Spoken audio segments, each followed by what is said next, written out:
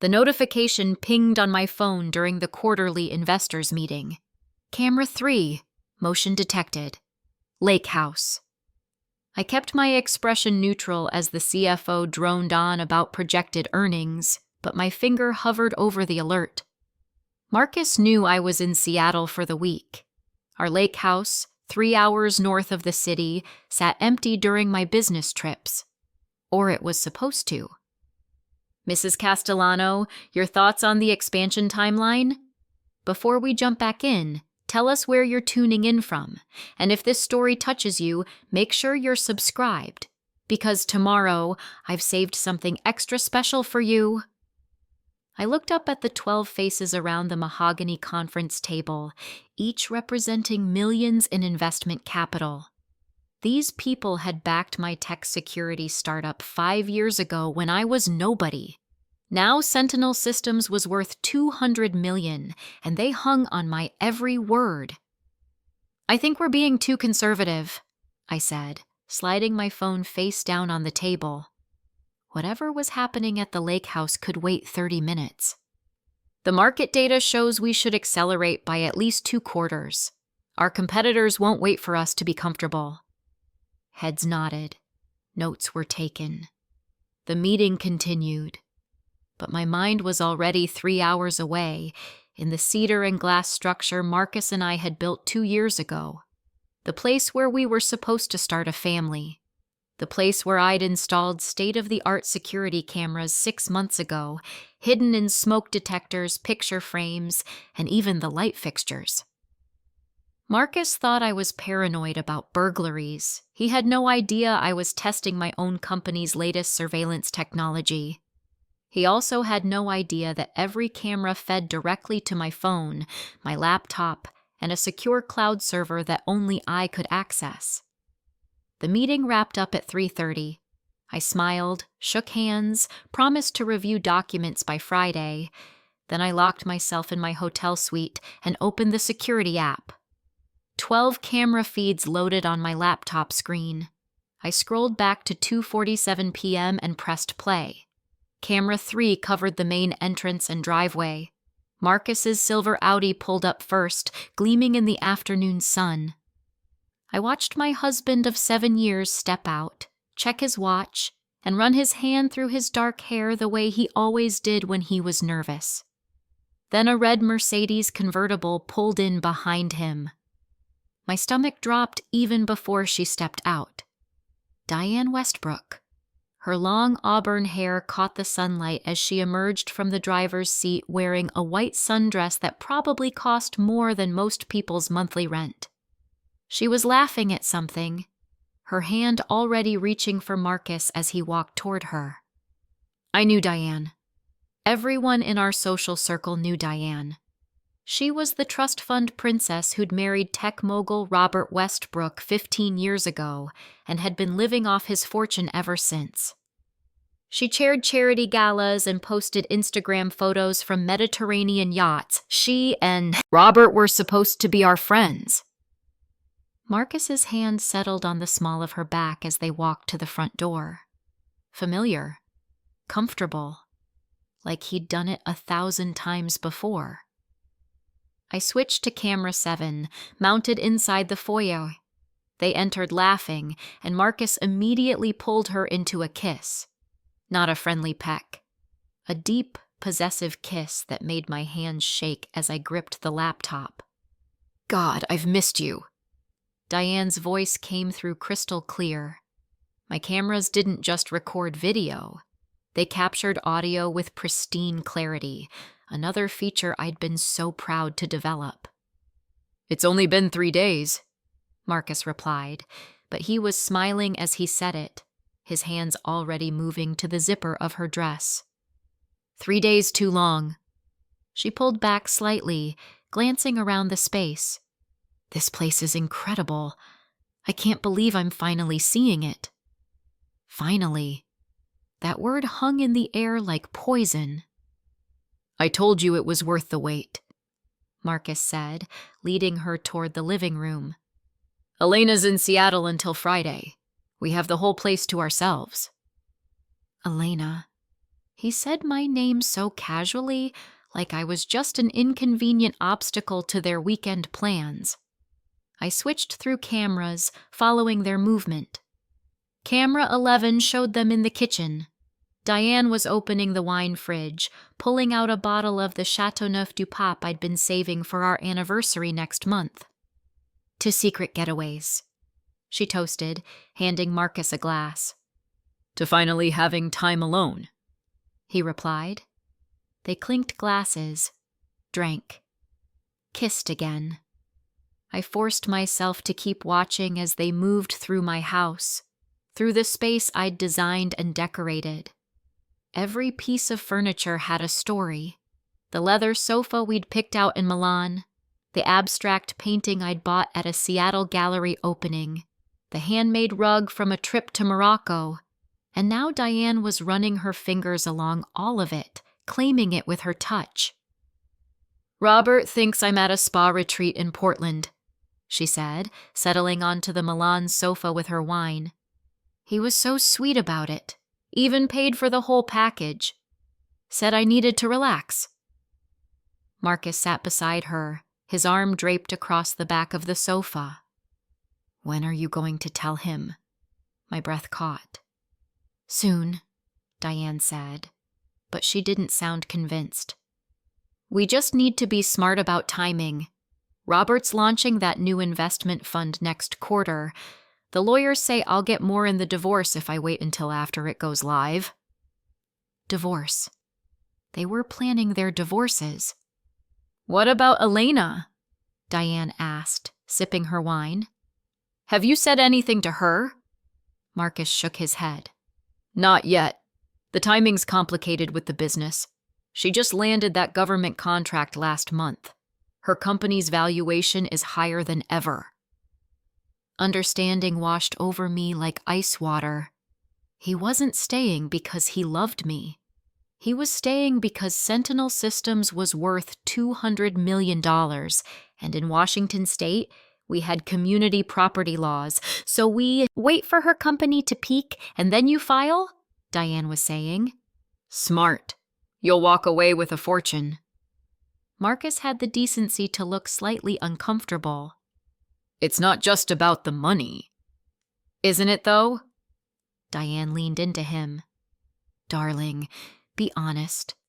When's the last time you were actually happy with her? When's the last time she wasn't buried in work, obsessing over her precious cameras and security systems? She's building an empire, Marcus said, but there was a defensive edge to his voice. I knew that when I married her. And you've been so supportive, Diane cooed, her hand moving up his thigh. Standing by her side at all those boring tech events, pretending to understand what she does. You deserve better than being Mr. Elena Castellano. That stung more than I expected.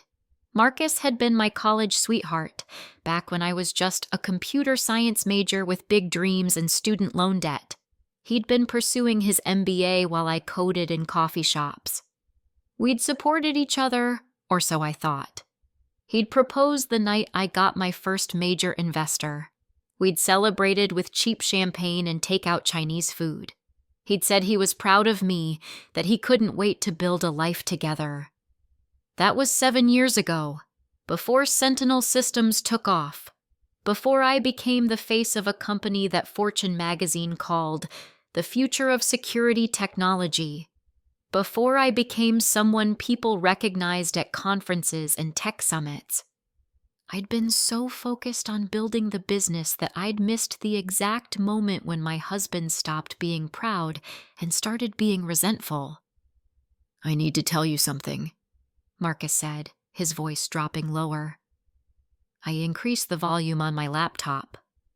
Robert called me yesterday. Diane sat up straight. About what? He wants to invest in Sentinel Systems. Said he's been watching Elena's trajectory and thinks the company's about to explode. He's talking about a $50 million stake. $50 million? Diane's eyes widened. That's huge. And it gets better. He wants me to be his liaison. Said he trusts my judgment since I'm married to the CEO. He's offering me a position in his investment firm, 6-figure salary plus bonuses tied to Sentinel's performance. I sat back in my hotel chair processing this. Robert Westbrook wanted to invest in my company while his wife was sleeping with my husband. And Marcus was considering taking a job that would essentially make him my business partner's employee while planning to divorce me and take half my assets. The web of betrayal was more intricate than I'd imagined. So, take the job, Diane said. Get in good with Robert. Then, after everything's settled, we can be together openly. By then, you'll have your payout from the divorce, your new position, and Robert will be so embarrassed about the affair that his lawyers will be generous just to keep it quiet. You've really thought this through, Marcus observed. Darling, I've been thinking about you and me for 2 years now. Of course I've thought it through. She kissed him slowly. We just need to be patient.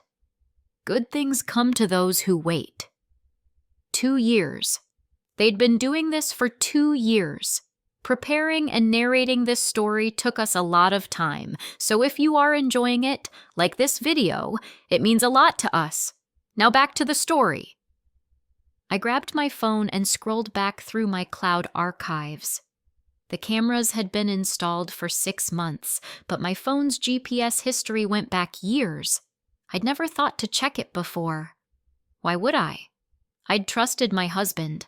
The data loaded slowly, but the pattern emerged. While I was in Boston for that cybersecurity summit, while I was in Austin for the tech conference, while I was in New York meeting with venture capitalists. Every business trip I'd taken in the past year, Marcus had made trips too. To Portland, to Vancouver, to the lake house, always when I was away, always with careful timing. I switched back to the live feed. They'd moved to the master bedroom. My bedroom, the white oak bed frame I'd custom ordered, the Italian linens I'd spent a fortune on, the view of the lake that had sold me on this property in the first place. I closed the laptop. I'd seen enough for now. My phone showed 11 missed calls. 3 from my assistant about a vendor meeting. 2 from my CTO about a system update. 6 from Marcus, all with the same message. Just checking in. Hope your meeting went well. Love you. Love you. I didn't call him back. Instead, I opened my laptop again and created a new folder on my secure server. I labeled it Documentation and began downloading every relevant camera file from the past 6 months. Every visit, every conversation, every moment they thought they were alone. Then I opened my email and composed a message to Catherine Pierce, the best divorce attorney in Seattle. Catherine had built her reputation on high-asset divorces where infidelity was involved. She didn't come cheap, but she had a 92% success rate at getting her clients exactly what they wanted. Catherine, I typed. We met at the Women in Business luncheon last year. I need to schedule a consultation as soon as possible. Time-sensitive matter regarding my marriage and business assets. I have extensive documentation. How's your calendar this week? I hit send before I could second-guess myself. My phone buzzed again. Another text from Marcus. Missing you. Can't wait until you're home. Maybe we can spend next weekend at the lake house. Just the 2 of us? The audacity was breathtaking. He was literally there with his mistress, in our bed, texting me about romantic plans. I typed back, That sounds perfect. I'd love that. Then I added a heart emoji, the same one I'd been using for 7 years of messages. Let him think everything was normal. Let him think I was clueless. Let them both feel safe while I built my case. My laptop pinged with a calendar notification. Tomorrow morning, I had a meeting with our head of research and development about the new facial recognition software we were beta testing. cutting-edge AI that could identify individuals across multiple camera feeds, track their movements, create detailed timelines. I'd been planning to pitch it to law enforcement agencies. Now I had a more immediate use for it. I opened the software interface and uploaded the last 6 months of lake house footage. The AI would need about 12 hours to process everything, but once it was done, I'd have a complete timeline of Marcus and Diane's visits. Every arrival time, every departure, how long they stayed. Pattern analysis that would stand up in any court. The software was so good it could even analyze body language and vocal patterns to determine emotional states. My team had spent 2 years developing it. Now it would prove that my husband's affair wasn't just physical, it was deeply emotional. That would matter in divorce proceedings. Another notification buzzed. Catherine Pierce had responded to my email. Elena, I remember you well. I'm free tomorrow at 4 p.m. My office. Come prepared with any documentation you have. And Elena, don't confront him until we've talked. I smiled at that. Catherine didn't know me very well yet, but she would. I'd built a multi-million-dollar company from scratch. I knew how to be patient. I knew how to plan. I wasn't going to confront anyone. I was going to document everything, build an airtight case, and strike when the moment was perfect. My phone rang again. This time it was my mother, probably calling for our weekly check-in. I almost didn't answer, but Mom had a sixth sense about these things. If I ignored her, she'd worry. Hi, Mom. Elena, darling. How's Seattle? How did your meeting go? My mother's warm voice usually comforted me, but tonight it made my throat tight. She loved Marcus. She'd welcomed him into our family with open arms. She'd spent months helping us plan our wedding. She'd cried during our vows. The meeting went well, I said, keeping my voice steady. The investors are happy with our projections. That's wonderful, sweetheart. Is Marcus there with you? No, he's at the lake house, getting some work done. The lie came easily now. Actually, Mom, I need to ask you something. Remember when Dad's business partner embezzled from the company? There was a pause on the other end. My father's architectural firm had nearly collapsed 20 years ago when his trusted partner had been stealing from them for years. It had taken my father 5 years to rebuild, and the betrayal had aged him a decade. Of course I remember, Mom said carefully. Why are you asking about that now? I'm working on a case study for my team about the importance of internal security measures. I was thinking about how Dad almost lost everything because he trusted the wrong person.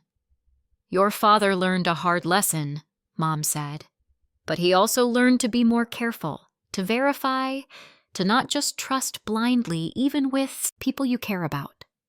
She paused. Elena, is everything okay? You sound strange.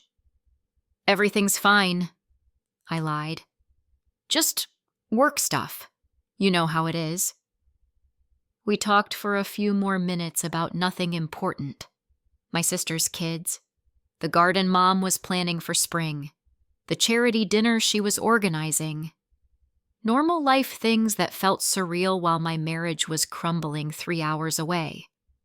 After we hung up, I poured myself a glass of wine from the hotel minibar and sat by the window looking out at the Seattle skyline. My city. The place where I'd built my empire. Where I'd fought and clawed and worked 80-hour weeks to turn my vision into reality. And while I was building all of this, my husband was building a secret life with another man's wife. I thought about the early days, when Marcus and I had been happy. Or had we? Was I romanticizing the past? Had there been signs I'd missed because I was too busy coding, pitching investors, building my dream? The night we bought the lake house, I'd been so excited. I'd imagined weekends away from the city, long mornings watching the sunrise over the water. Maybe a couple of kids running around the yard. A normal life to balance the chaos of running a company. Marcus had loved the house too, or so he'd said. He'd helped me pick out paint colors and furniture. He'd been there when we'd signed the papers. He'd carried me over the threshold like we were newlyweds again. Had he been thinking about bringing Diane there even then? Had every sweet moment been a lie? My phone buzzed with another camera alert. Lake house, kitchen, motion detected. I opened the feed to see Marcus and Diane cooking together. They were making pasta, laughing as she tried to toss the spaghetti and failed miserably. He caught her around the waist, kissing her neck while she giggled. It was domestic, intimate. The kind of scene that would be sweet if it wasn't happening in my house with my husband and another woman. I watched them eat dinner at my dining table, the handmade walnut one I'd commissioned from a local artisan. They talked about their future together, about traveling to Europe once the divorces were final, about maybe buying a place in Tuscany, about freedom and new beginnings. They talked about me too. Elena's brilliant, Marcus was saying, but she's married to her work. I'm not even sure she'd notice if I left tomorrow. She'd probably just see it as one less thing to manage. That hurt more than watching them kiss. Not because it was cruel, but because there was truth in it. I had been consumed by work. I had prioritized Sentinel Systems over everything else, including my marriage. But that didn't excuse what he was doing. Adults don't cheat because their partners are busy. They communicate. They try to fix things. They don't sneak around for 2 years while plotting to steal half of everything in a divorce. Once we're together, things will be different, Diane was saying. We'll actually enjoy life. Travel. Have fun. No more pretending, no more sneaking around. I can't wait, Marcus said, and he sounded sincere. I closed the laptop again and finished my wine. It was almost 11 p.m. In 6 hours, I had to be presentable for a breakfast meeting with a potential government client. The Department of Defense was interested in our security systems for their facilities. It was a contract that could be worth $100 million. I should sleep. I should focus on business. I should compartmentalize like I always did. Instead, I opened my laptop and started making lists. The first list was titled Assets to Protect. I itemized everything: Sentinel Systems and its current valuation, our house in Seattle, the lake house, my stock portfolio, my retirement accounts, the intellectual property I'd developed before we were married. In Washington state, everything acquired during the marriage was community property, but I had attorneys who specialized in proving separate property claims. The second list was titled Evidence. I listed all the camera footage, the GPS data from Marcus's phone that I could subpoena, credit card records that would show his trips and expenses, phone records that would prove the duration and frequency of his contact with Diane. The third list was titled Leverage. Robert Westbrook didn't know his wife was cheating on him. That was valuable information. Marcus didn't know I knew about any of this. That was even more valuable. I could control the narrative, control the timing, control the entire situation if I played this right. The fourth list was titled Mistakes to Avoid. At the top, I wrote, Don't act on emotion. Don't confront without a complete plan.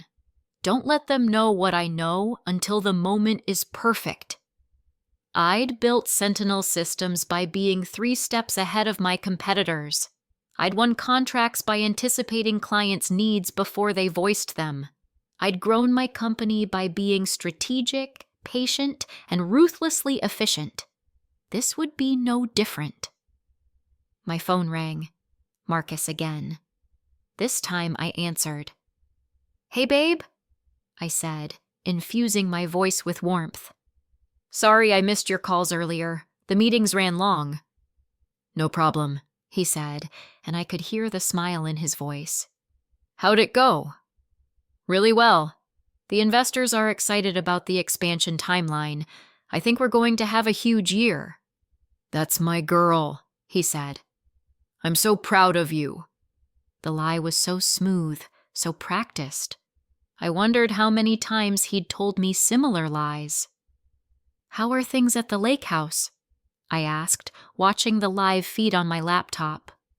He was on the deck now, phone to his ear, looking out at the dark water. Diane was visible through the sliding glass doors, curled up on the sofa. "Quiet," he said. "Peaceful. I've been getting a lot of work done. You know how it is. No distractions out here." "That's good. You've been so stressed lately. I'm glad you're taking some time to recharge." "Yeah, it's nice."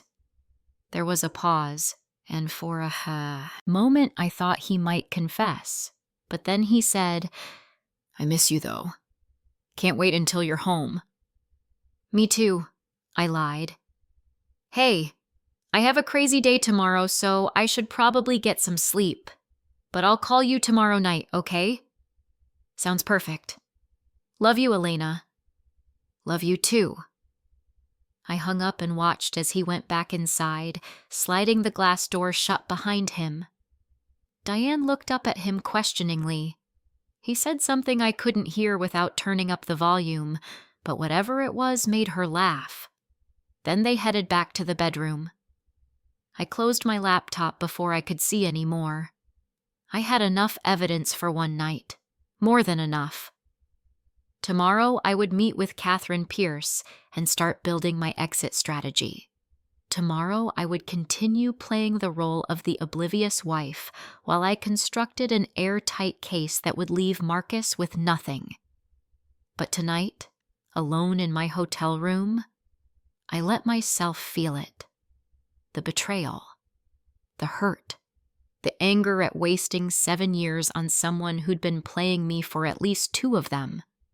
The grief for the marriage I'd thought I had, the future I'd imagined, the trust that had been shattered. I allowed myself exactly 30 minutes to cry. Then I washed my face, set my alarm, and went to bed. I'd learned a long time ago that successful people didn't succeed because they never failed or got hurt. They succeeded because they knew how to compartmentalize, how to use their pain as fuel, how to turn betrayal into motivation.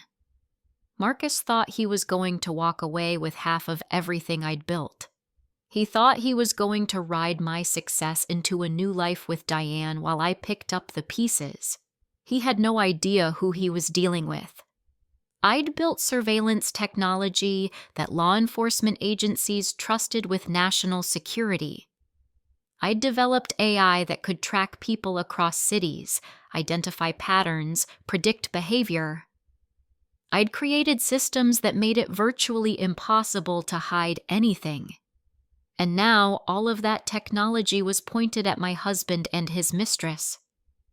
As I drifted off to sleep, my last thought was of my father, rebuilding his architectural firm after his partner's betrayal. He'd told me once that the best revenge was success, that the people who tried to tear you down would eventually face the consequences of their own choices.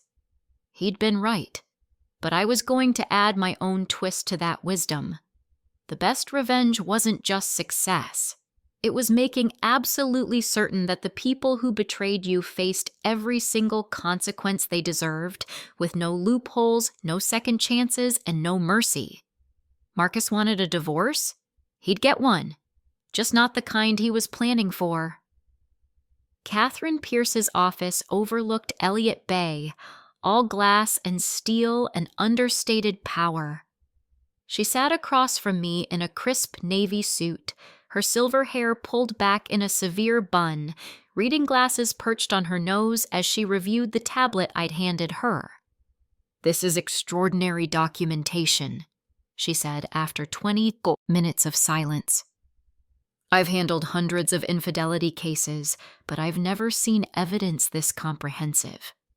Every visit time-stamped, audio crystal clear, facial recognition confirming identities. It's almost like you knew exactly what you were doing." "I build security systems for a living," I said. "I know how to document everything." Catherine looked up at me with sharp blue eyes. "You installed these cameras 6 months ago. Did you suspect something then?" I considered lying, then decided against it. Catherine was my attorney now. Not consciously, but looking back, maybe some part of me knew something was off. Marcus had become distant, more secretive with his phone, more interested in my business finances than my actual business. I told myself I was being paranoid, but I installed the cameras anyway, called it product testing. "And you've never confronted him?" "Not once. He has no idea I know anything." Catherine smiled, the kind of smile a chess master makes when they see checkmate 6 moves ahead. "Good. That gives us options. Now, let's talk about your assets and what you want from this divorce." We spent the next 2 hours building my strategy. Catherine explained Washington's community property laws, which typically meant a 50-50 split of everything acquired during the marriage. But there were exceptions. Assets brought into the marriage remained separate. Inheritances remained separate. And most importantly, property obtained through personal intellectual work before marriage could be argued as separate. "The key is your company," Catherine said, pulling up a timeline on her computer. "You started developing Sentinel Systems core technology during your senior year of college, correct? Before you even started dating Marcus?" "Yes. I'd already filed 3 patents by the time we met." "Perfect. Those patents are the foundation of your entire company. We can argue that Sentinel Systems is built on your separate intellectual property, making it primarily your asset despite growing during the marriage." "Will that work?" With this much documentation of his infidelity and his clear intent to exploit you financially? Absolutely. Washington judges don't like seeing one spouse plan to cash out of a marriage while actively deceiving the other. Add in the evidence of him discussing your business assets with his mistress, planning their timing around your company's valuation increase. It shows calculated exploitation. I felt something loosen in my chest. "So what's the plan?" Catherine leaned back in her chair. "We have several approaches. The nuclear option is to file immediately, freeze all assets, and fight it out in court. You'll win, but it'll be public and messy. The tactical option is to wait for the perfect moment, catch them in a position that gives us maximum leverage." "I like the tactical option." "I thought you might." Catherine pulled out a legal pad and started making notes. "Tell me about Robert Westbrook. How well do you know him?" "Not well personally. We've been to a few of the same charity events. He's made some investments in the tech sector, but never approached me about Sentinel Systems until Marcus mentioned it." "And Marcus said Robert wants to invest $50 million? That's what he told Diane on the cameras." Catherine tapped her pen against the pad. "Here's what I'm thinking. Robert Westbrook is a shrewd businessman. When he finds out his wife has been having an affair with the husband of the CEO he wants to invest in, he's going to be embarrassed and angry. He'll want to distance himself from the situation. So I lose the investment opportunity." "Not necessarily. What if you approached Robert first? Showed him the evidence of the affair before Marcus has a chance to spin it? You could frame it as a courtesy. You thought he should know before moving forward with any business relationship. It positions you as the honest party and Marcus as the deceiver." I considered this. Robert could become an ally. "Exactly. and a very wealthy, well-connected ally who will want to make sure his wife doesn't walk away with too much in their divorce. He might even testify about Marcus's obvious financial motivations if we need him to. That's brilliant. That's why I charge $500 an hour, Catherine said with a slight smile. Now, let's talk timing. When does Marcus think you're coming home from Seattle? Friday afternoon. And he's at the lake house with Diane now, planning to stay through tomorrow. According to the cameras, yes. They think they have 2 more days alone. Catherine's smile widened. Perfect. Here's what we're going to do. By Thursday morning, everything was in motion. Catherine had filed the initial divorce papers, sealed by the court per our request. They wouldn't be served until the moment we chose. She'd also prepared a restraining order preventing Marcus from accessing any of Sentinel Systems' accounts or assets. A forensic accountant was already digging through our finances, tracking every dollar Marcus had spent during his affair. I'd spent Wednesday night creating a presentation, the kind I usually reserved for board meetings. Except this one wasn't about quarterly projections or product launches. It was a complete timeline of Marcus and Diane's affair, backed by camera footage, GPS data, and audio recordings. Every meeting, every lie, every plan they'd made to exploit both their spouses.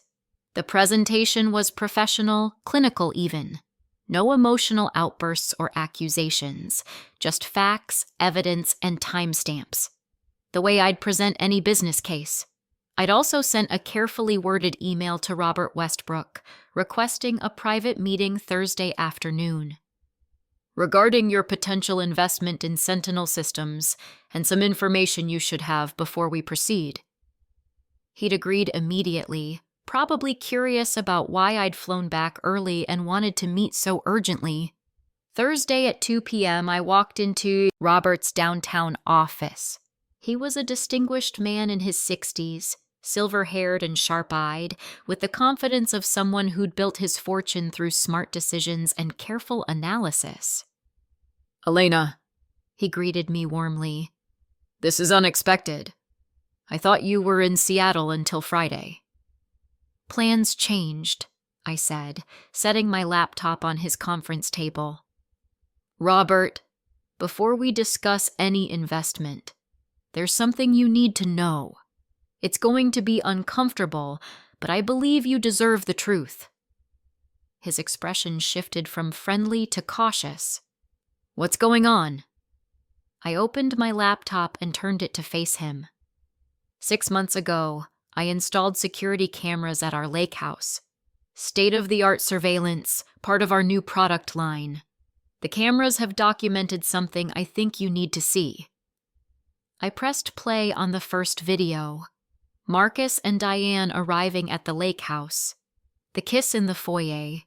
Their conversation about timing their divorces for maximum financial benefit. Robert's face went from confusion to shock to cold fury as he watched. I let 3 videos play, enough to make the situation absolutely clear, then paused. "I have hours of footage," I said quietly. "Dating back 6 months, but based on their conversations, they've been involved for at least 2 years. I'm showing you this because Marcus told Diane about your investment interest in Sentinel Systems. He's planning to take a position with your firm as a liaison while positioning himself to take half my company in our divorce. I thought you should know the character of the man you were considering hiring." Robert sat back in his chair, his jaw tight. "How long have you known?" "Since Tuesday. I've been documenting everything, consulting with attorneys, building a case. I haven't confronted either of them yet. Why are you telling me this?" I met his eyes directly. "Because you're about to make a major business decision, and you deserve to know the truth. Because despite what our spouses have done, I still believe Sentinel Systems is a sound investment opportunity. And because I believe in operating with integrity even when others don't." Robert was quiet for a long moment, staring at the frozen image on my laptop screen. His wife's face, laughing at something Marcus had said. Finally, he spoke. "I appreciate you bringing this to me," he said, his voice carefully controlled. "I'm sure this hasn't been easy for you." "It hasn't. But I believe in facing difficult truths head-on." "Clearly." He stood and walked to the window, looking out at the city. "What are your plans?" "I'm filing for divorce. My attorney has already prepared the papers.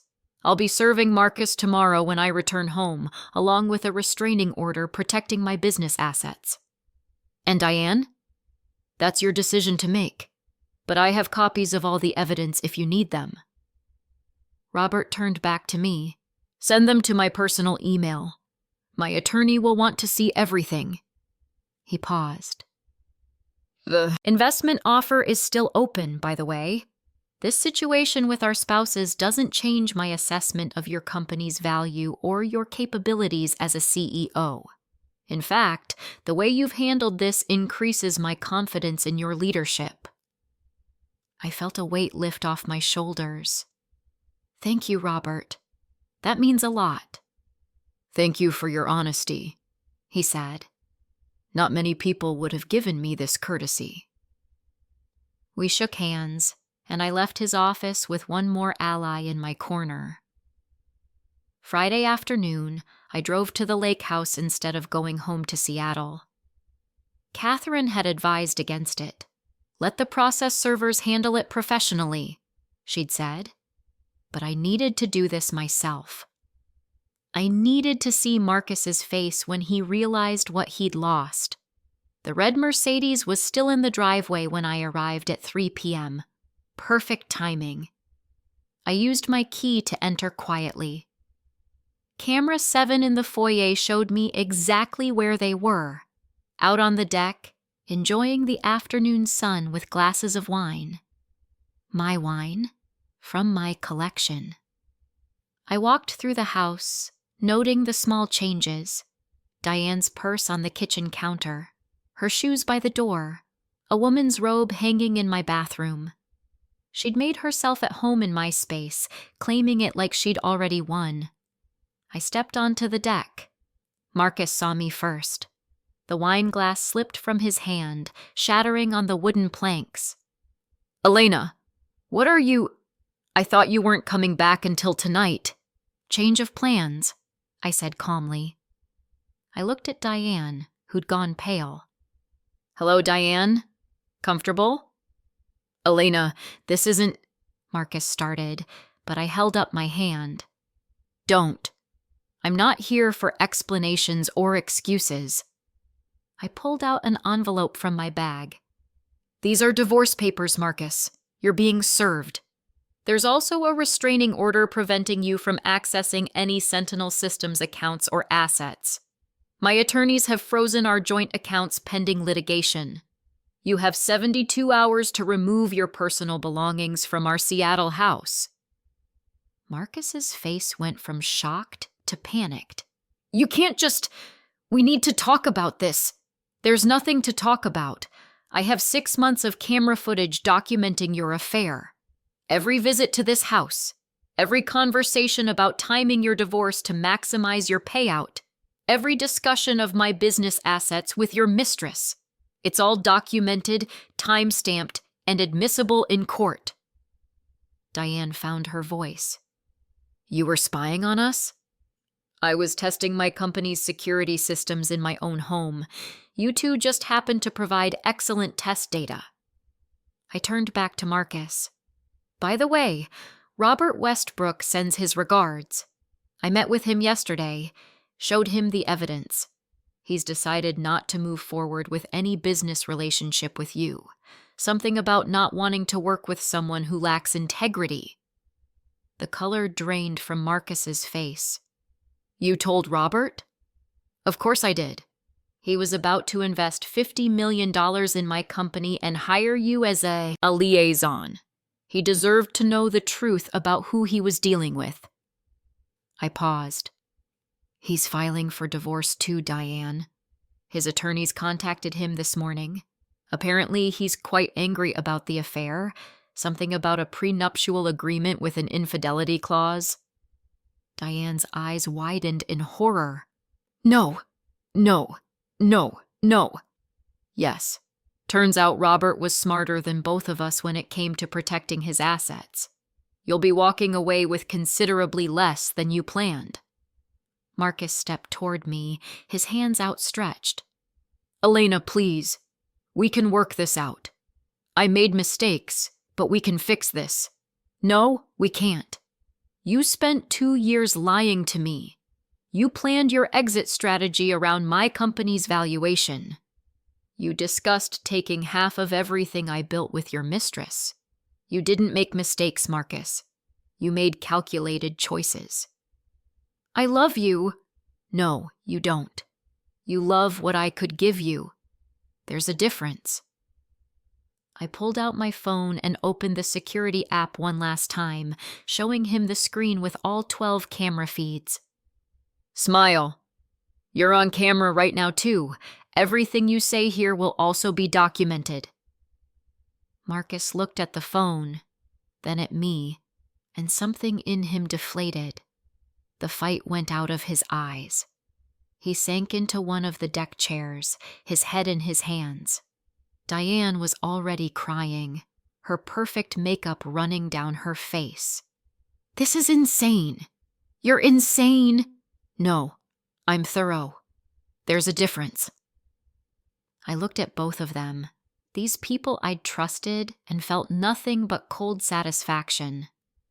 You wanted to play games with my life, my business, my future, but you forgot something important. I built a multi-million-dollar company from scratch. I got here by being smarter, faster, and more strategic than my competition. Did you really think I wouldn't figure this out? Did you really think you could outsmart me in my own house, surrounded by my own technology? Neither of them answered. I'll have someone collect my personal items from the house next week, I said. The property will go on the market next month. My attorneys will be in touch about the asset division, but I should warn you, Marcus. Community property laws favor the faithful spouse when infidelity and financial exploitation are proven. You're not going to get the payout you were planning for. I turned to leave, then paused at the door. Oh, and one more thing. That government contract I was working on this week, the Department of Defense security system worth $100 million? We got it. Signed the papers yesterday. Sentinel Systems' valuation just doubled. But don't worry, that growth happened after I filed for divorce, so it won't be part of the community property calculation. Timing is everything, isn't it? Marcus's head snapped up. You knew. Before Tuesday. You knew, and you waited until after I secured the deal that would protect my company's future growth from your greedy hands. Yes, I did. I smiled. You taught me something valuable, Marcus. You taught me that people will take everything you'll let them take, so I made sure you couldn't take anything. I walked back through the house, past the furniture I'd chosen, the art I'd collected, the life I'd built. I didn't look back.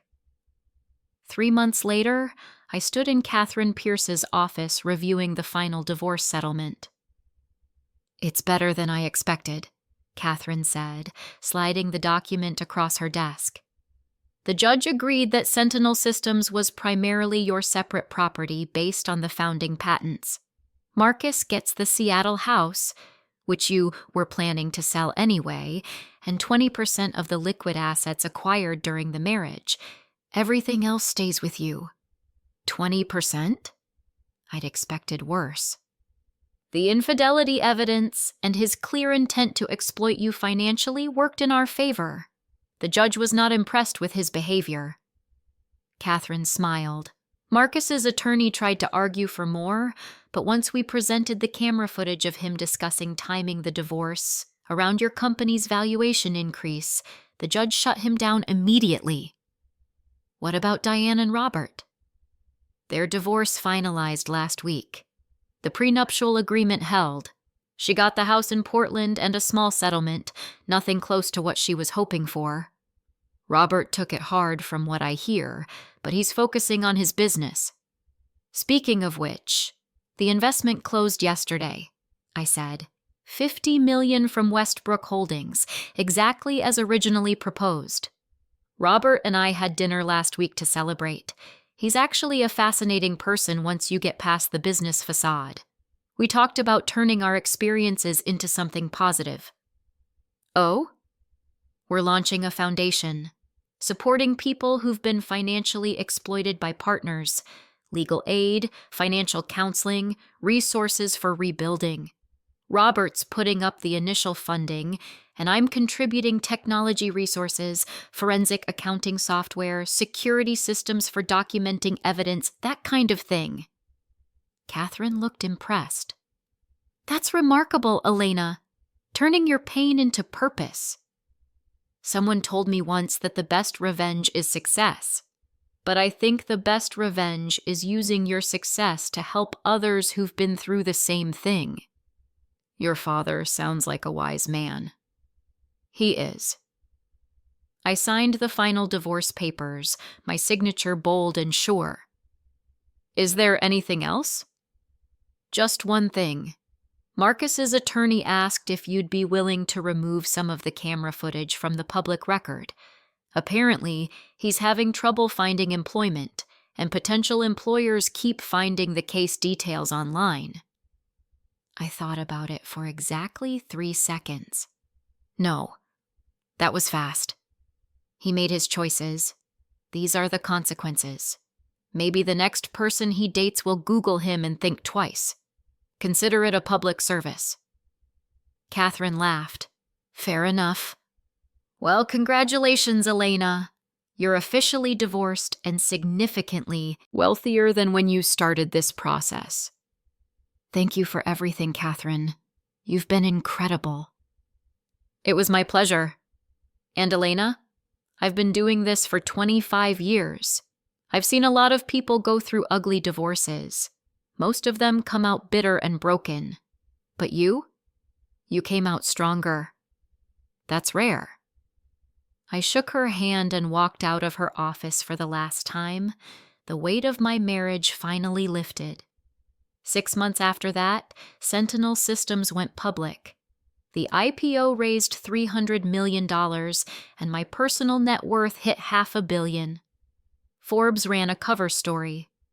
Elena Castellano, the tech CEO who turned betrayal into billions. I gave exactly 1 interview for the article, and I didn't mention Marcus by name.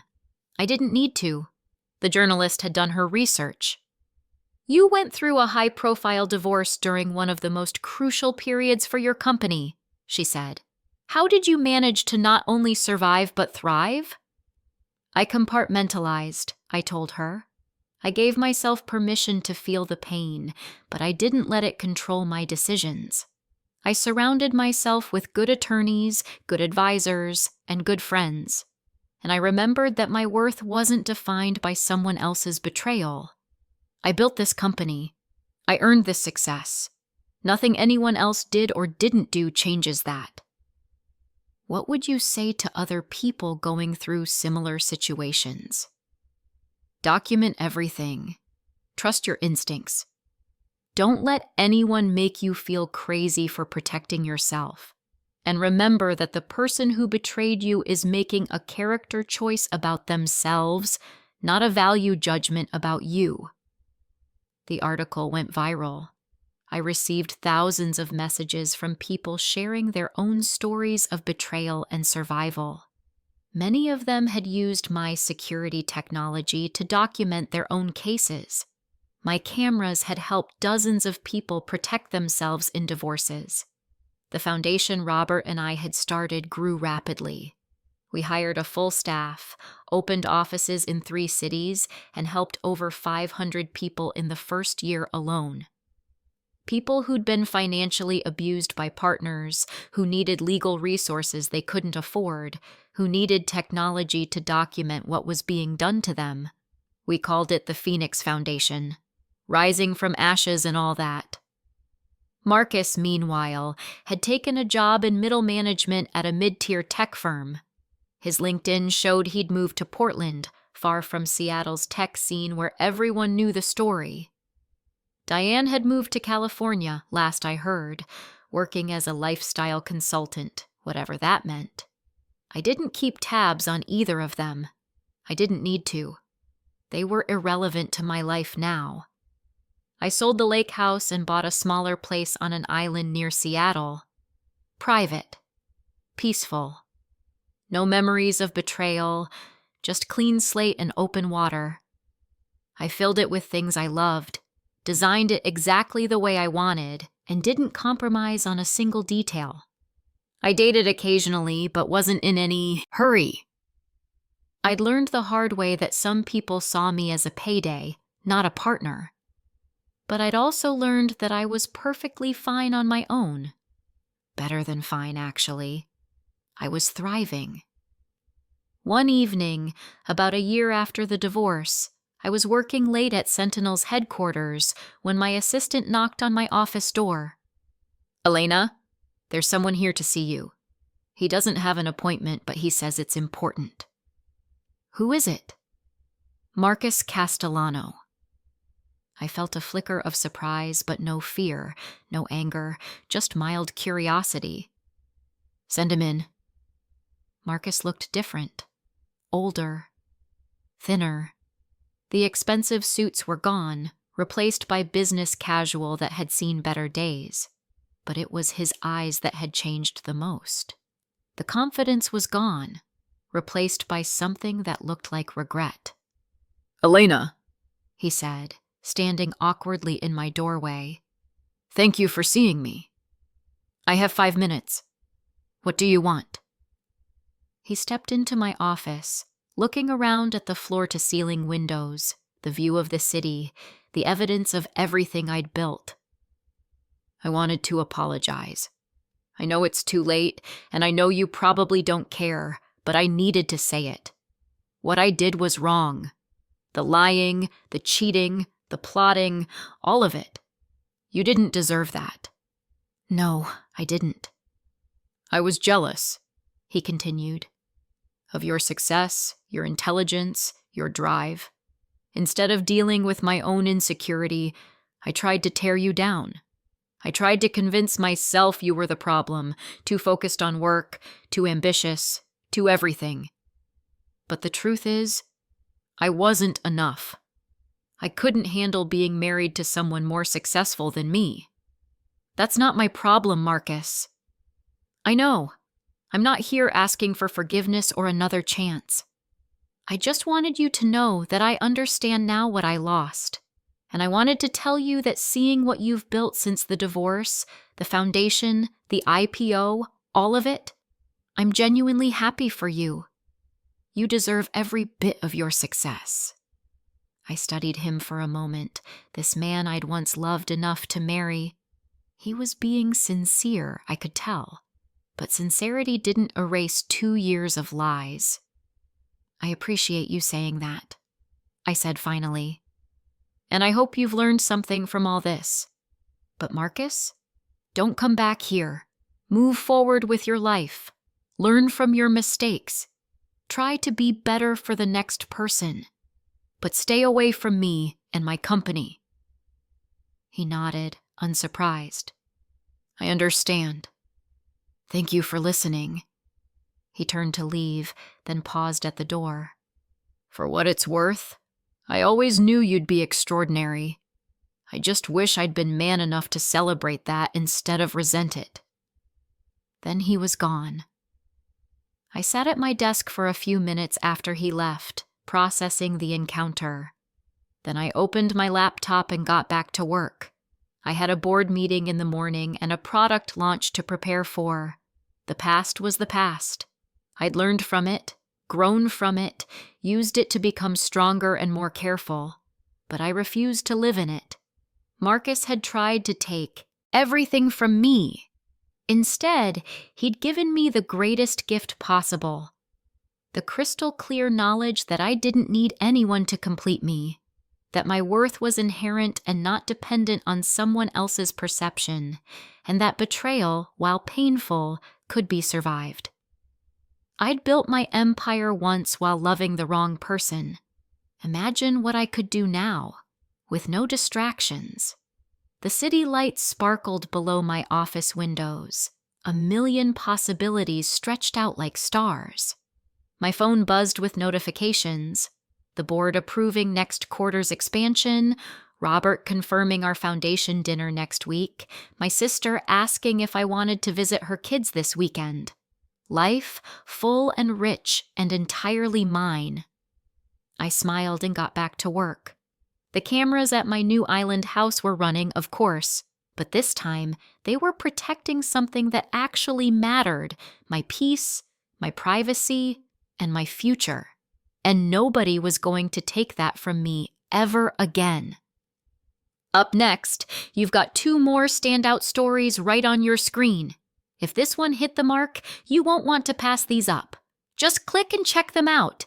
And don't forget to like, subscribe, and turn on the notification bell so you don't miss any upload from us.